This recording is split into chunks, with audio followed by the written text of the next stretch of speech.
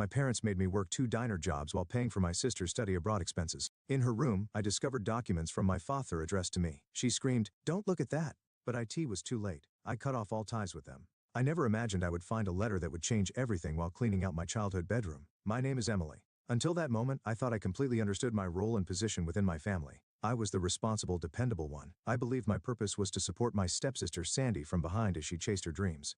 "Emily, don't forget to check the back of the closet." I heard my stepmother's voice from downstairs with her usual mix of sweetness and authority. "If you find anything from your old school, we might be able to donate it." With a sigh, I pushed another box toward the door. I hadn't needed reminders about thorough cleaning in years, but that was just my stepmother's nature. She couldn't resist giving directions and maintaining control over everything. Even now, as I helped prepare them to move into a smaller house, she hadn't stopped. While organizing the nearly empty closet, my fingers brushed against something. Tucked behind the baseboard at the back of the closet was a slightly yellowed envelope, worn with age.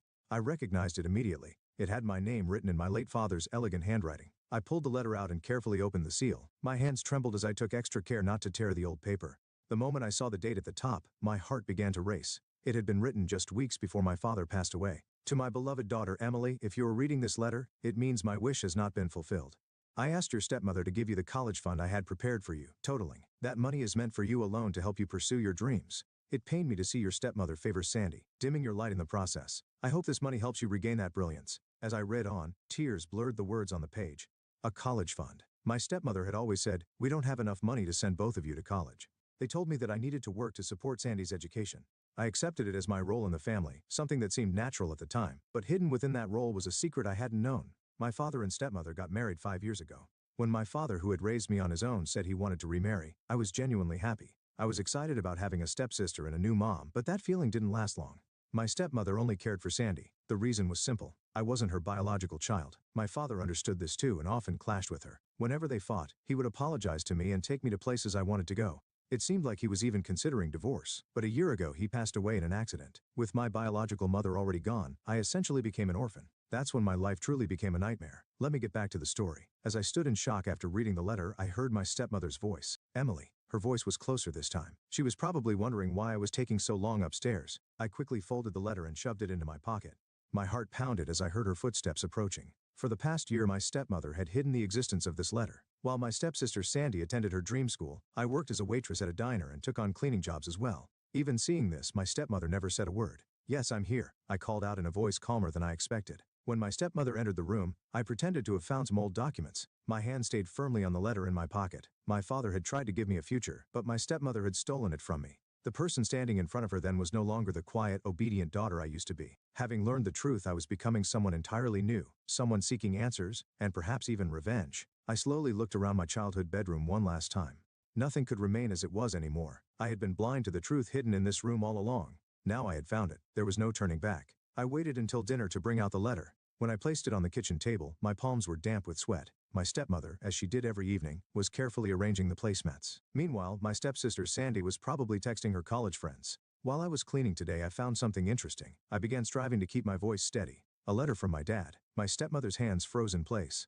An ear-piercing silence filled the air. She didn't turn around, but I noticed the slight tension in her shoulders. "It's just a letter," I said, "but it talks about a college fund." I pushed the letter forward. "He left $50,000 for me." At those words, Sandy looked up in surprise. Her hand stopped texting on her phone. "Oh, my dear Emily," my stepmother began, her voice calm and almost condescending. "Your father was a bit confused before he passed. He made a lot of promises, but perhaps he forgot about the date on that letter. But the letter was written just 2 weeks before he died. It clearly states that the money had already been set aside." I countered, refusing to back down.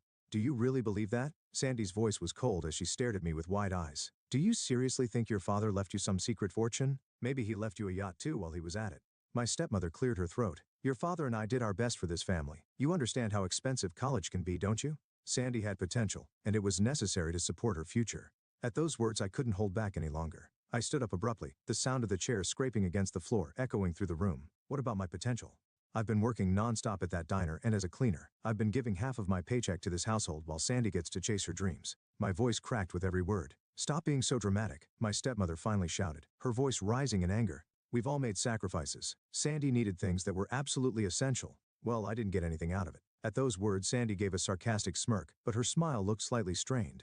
"It's not my fault you couldn't do well in school. Someone in this family had to grow and succeed." The casual cruelty in her words pierced my chest, making it hard to breathe.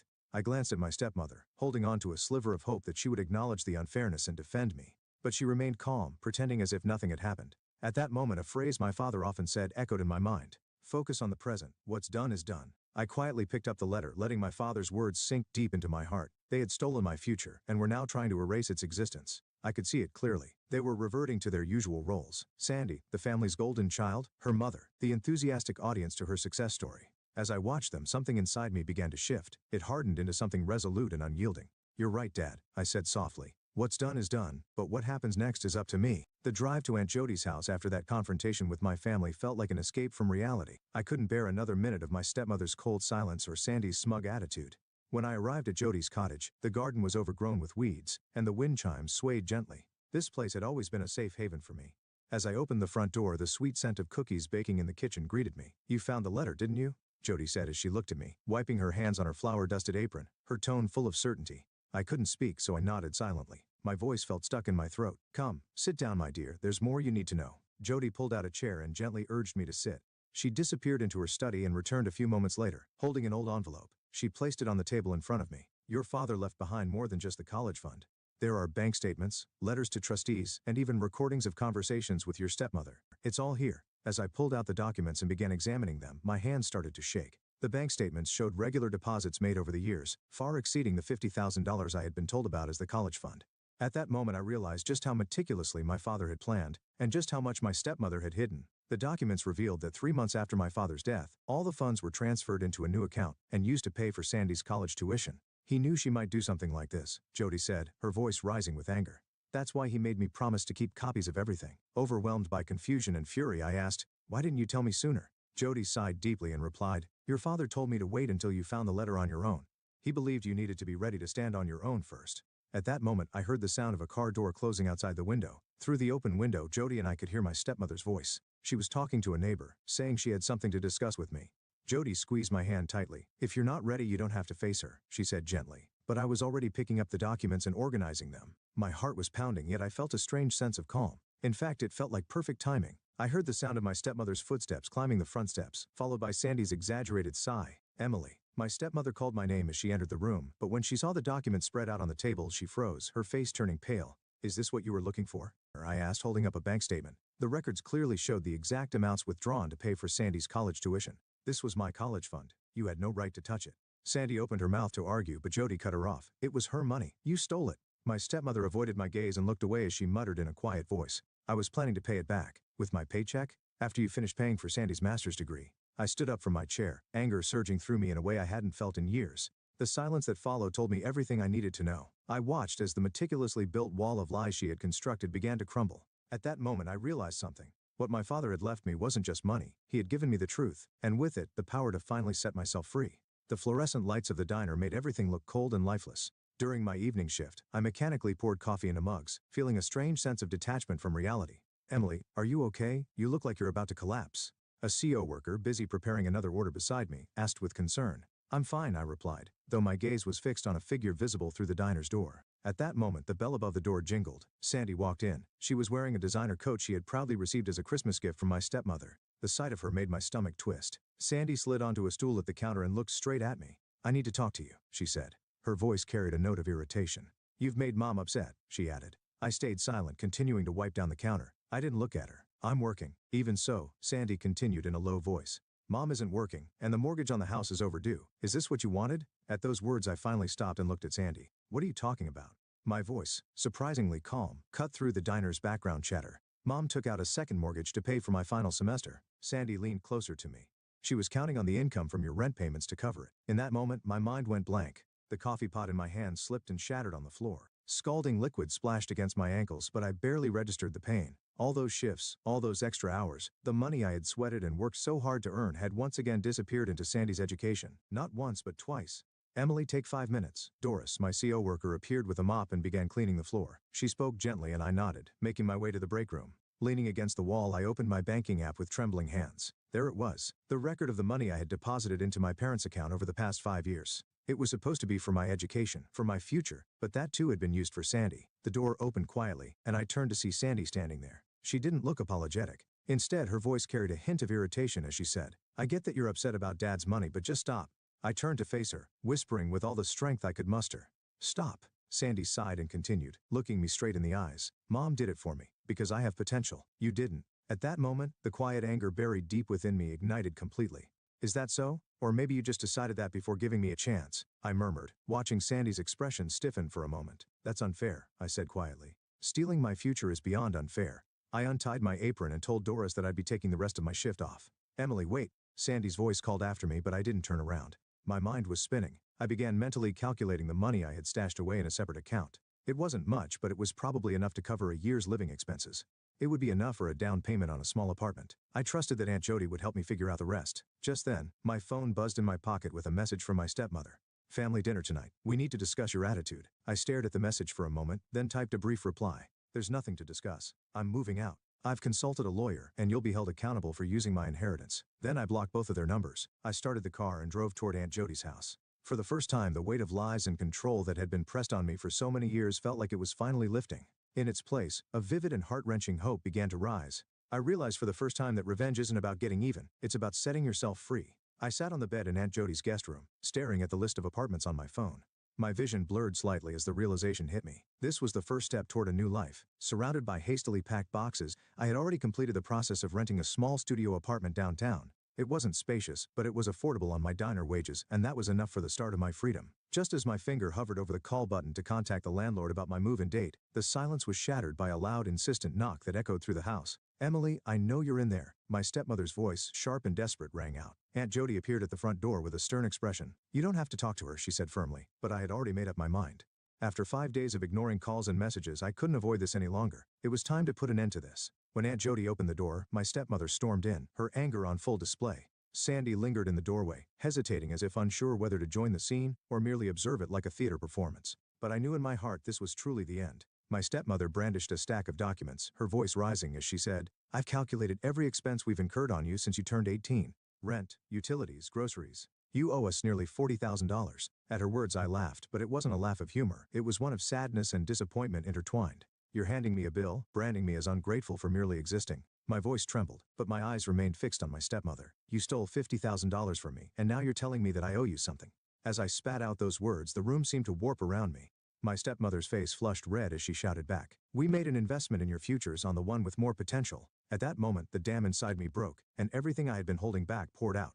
Don't you dare decide from the beginning that I wasn't worth investing in. I needed a family who believed in me just once, a family who would give me a chance." I stared coldly at my stepmother. "Your so-called investment robbed me of my life." I reached into my bag and quietly pulled out my father's letter, unfolding it with deliberate care. "When you lied about this," I said, holding up the letter, "was that your investment?" I locked eyes with my stepmother before turning to face Sandy. "You used my rent money to fund your education. Have you ever stopped to think about how much I sacrificed so you could chase your dreams? Or were you too busy looking down on me from your pedestal?" My words brought a chilling silence to the room. In that quiet, I saw them both clearly for the first time. My stepmother's desperate need for control, Sandy's smug sense of superiority, everything was laid bare in that moment. "I'm leaving." Taking a deep breath, I calmly announced, "I've already signed a lease, and I've enrolled in night classes for the upcoming semester." My stepmother's voice rose sharply. "You can't do that." I stood firm and replied quietly, "I can. Dad believed in me." "Fine. Then go, but don't think for a second that you'll be welcomed back." My stepmother snapped coldly. I simply looked at my family in silence, feeling something click firmly into place deep within me. Then I replied quietly, "That's fine. I don't want to have anything to do with you anymore either." I turned and began walking across the wooden floors of Jody's house. With each echoing step, I left behind everything I thought I needed and moved toward the life ahead of me. Moving day came with a harsh winter rain. Using the money I had saved from my diner shifts, I managed to withdraw what I needed before my stepmother froze my bank account. But since she had reported my car as stolen, I had to leave it behind. Standing in the empty room of my new studio apartment, I stared at the few boxes I had packed. It felt like I had lost everything. Yet at the same time, I believed in myself for taking the first step toward freedom and the future ahead. My phone buzzed with a message from Sandy. "Mom's in the hospital. She had a panic attack from the stress. I hope you're happy." I deleted the message without replying, but my hands were trembling. As I opened a box filled with kitchen supplies, a growing sense of unease spread through my chest. The diner had cut everyone's hours, and the first tuition payment for my night classes was due in 2 weeks. The narrow walls of the apartment felt like they were closing in on me, making it hard to breathe. Just then, a sudden knock at the door made me flinch. When I opened the door, Sandy was standing there. She looked older than I had ever seen her. "Mom's sick," she said without any greeting. Then, in a hoarse voice, she added, "We might lose the house." She explained that the bank had pushed them toward a second mortgage. Meanwhile, Sandy said she'd have to drop out of her master's program. The shock made me grip the doorframe for support. "That's not my fault," I said reflexively. Without saying a word, Sandy pulled out her phone and showed me a photo of my stepmother lying in a hospital bed. "Dad would be ashamed of you for doing this to Mom," she said. Her words hit me like a punch to the stomach. "Don't you dare use Dad against me," I shouted. "Dad wanted us to be together. Instead, you destroyed everything." My voice cracked as I forced the words out. "When you stole my future." Sandy shook her head sadly. "Mom gave your future to someone who could use it better? You know we were right." The moment she said those words, I slammed the door shut. But her words lingered, echoing in my mind. The narrow apartment felt like a prison. The sound of rain hitting the window reminded me of everything I had lost. My savings would barely cover next month's rent, and the course catalog for my night classes seemed to mock me from the kitchen counter. At 2:47 a.m. the microwave clock blinked as my phone lit up again. Sandy had posted a photo of my stepmother in the hospital on social media. The caption read, "Some people choose revenge over family." "Some people choose revenge over family. Please pray for Mom." Comments flooded in from family, relatives and friends, all condemning me. Words like shocked by her coldness were repeated over and over. Even my usually kind cousin Lisa had written, "How could you do this?" I curled up on the bare mattress, clutching my father's letter to my chest. Had I been wrong? Maybe they were right. Maybe I had been selfish. Perhaps I never deserved to want more than the future they decided for me. As the rain continued to lash against the window, I found myself questioning why I ever thought I could escape. Exactly a month after leaving home, I received a certified letter. It bore the official letterhead of Smith Associates law firm. At first I hesitated to open it, assuming it was another ploy by my stepmother to drag me back home. But as I read the contents, I was stunned. "Dear Ms. Smith, as the trustee of Ella Mitchell's estate, it is my duty to deliver this letter upon confirmation of your independent residence." My hands trembled as I continued reading. There was another account my father had left behind separate from the college fund. It included real estate and investments in stocks. It was more than enough to ensure I could live independently and pursue my own life. My father had prepared everything to help me forge my own path. Less than 2 hours later, there was a knock at the door. It was my stepmother. "I heard about the inheritance," she said, pushing past me to enter the apartment. Sandy followed close behind, and together they surrounded me, forming their usual wall of accusations. "What's this all about?" "The lawyer called us first," Sandy said with a smug grin. My stepmother added coldly, "It wasn't just a courtesy, it was a warning. Considering your recent behavior, I'm filing to become your guardian.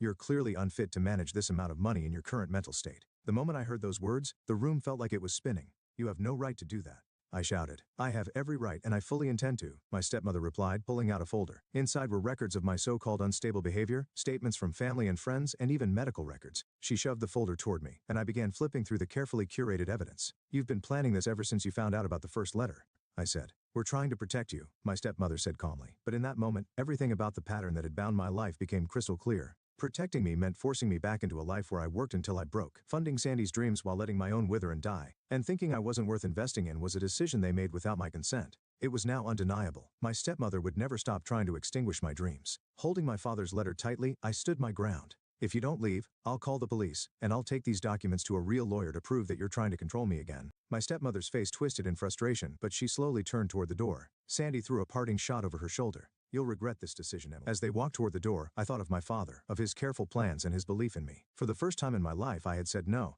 A year later I was in the university library, surrounded by textbooks and the gentle of students, preparing for my final exams when a message from Aunt Jody appeared on my phone.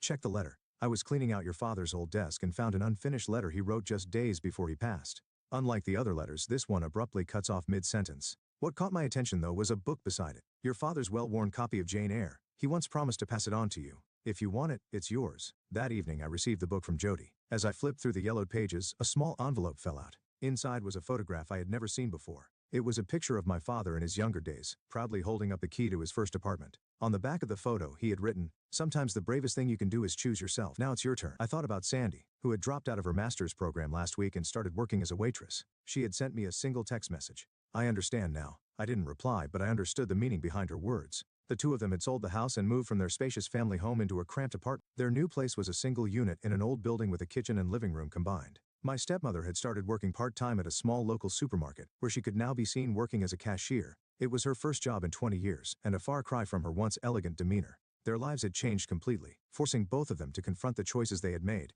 I could see how deeply their circumstances had shifted, and in some small way, I felt relief that this transformation might have taught them something.